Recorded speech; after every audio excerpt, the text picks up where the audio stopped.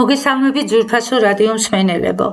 ეთერშია კოდის სათემო განათლების ცენტრის რადიო სახელწოდებით რადიოს ძალა. მე მისი წამყვანი ზეინა ბაბულაძე გახლავართ. გთავაზობთ გადაცემას სახელწოდებით წარმატების ფორმულა. დღევანდელი გადაცემა მინდა მიუძღვნა ჩემს თანაშემწეს, ჩემს თანაწამყვანს, რადიო პროექტის მოხალისეს კატო დემეტრაშვილს. მინდა გიამბოთ და ახლოს გაგაცნოთ ეს უნიჭიერესი, შრომის მოყვალე და წარმატებული 15 წლის გოგონა, რომელიც დაიბადა და გაიზარდა მანგლისში და სწავლობს თბილისში.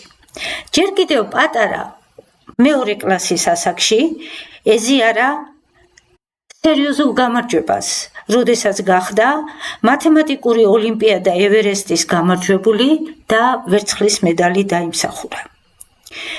წარმატებები თავისი დაუღალავი შრომით და ნიჭიერებით მოდიოდა. ჯერ კიდევ მე-9 კლასში იყო, როდესაც საკუთარმა სკოლა ლილემ გააგზავნა კი კონსალტინგის ლიდერთა სკოლის მიერ ორგანიზებულ განათლების ეროვნულ კონფერენციაზე მომხსენებლად, რომელსაც ბრწყინვალედ გაართვა თავი. მაგრამ განსაკუთრებული წარმატებები 2025 წლიდან მოვიდა.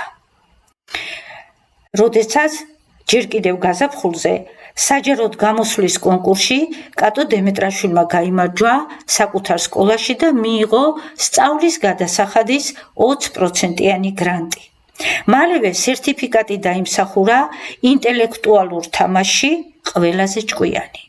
ზაფხულში მარტო ერთ თვეში 200 მოსწავლეში საქართველოს მასშტაბით აირჩიეს ლოპოტაზე გამართულ პროექტში ერთიანი საქართველო ევროპისათვის და რამოდენიმე დღეში იმავე 200 მოსწავლეში გაიმარჯვა მისმა პროექტმა საქართველო ევროპის ურთიერთობაზე და 5000 ლარი დააფინანსეს კატოს ჯგუფი, რომლის ფარგლებშიც ახალი პროექტი განახორციელა თავის ჯგუფთან ერთად დახატე ლექსი ევროპაზე და ამ პროექტის პრეზენტაცია 7 დეკემბერს გაიმართება. ივლისის თვეში კოდის სათემო განათლების ცენტრში გახდა DVV International-ის პროექტის მოხალისე და თანაწამყვანი და დღემდე ამ პროექტშია და სთვლის, რომ უბედნიერესია ამ პროექტში მონაწილეობის გამო. სწორედ კოდის სათემო განათლების ცენტრიდან მიიღო მონაწილეობა ესეების კონკურსში და გაიმარჯვა. ასევე მიიღო მონაწილეობა გერმანიის საგარეო საქმეთა სამინისტროს პროექტის დემოკრატიის ხმები მედია წიგნიერებისა და სამოქალაქო შესაძლებლობების გაძლიერება საქართველოში და ორივე პროექტში პირველ ადგილზე გავიდა.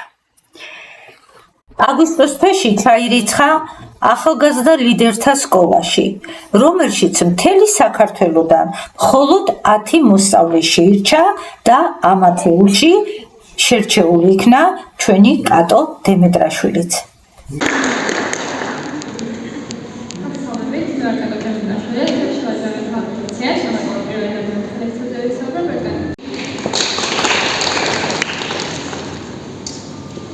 მინდა ასევე აღვნიშნო, რომ 9 კვირის განმავლობაში ონლაინ ლექციები მიმდინარეობდა ინგლისურ ენაზე.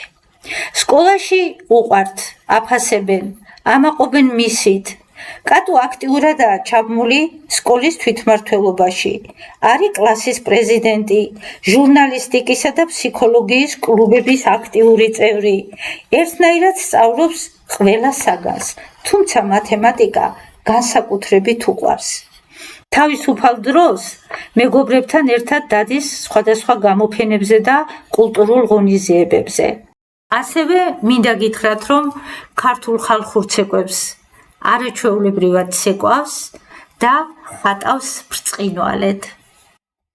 მაგრამ ჯერ მაინც ვერ შეარჩია მომავალი პროფესია და პასუხობს, რომ კატო, შეიძლება მითხარი, რაში მდგომარეობს შენი წარმატების ფორმულა? ჩემი წარმატების ფორმულა საკუთარი შესაძლებლობების ძიებაშია.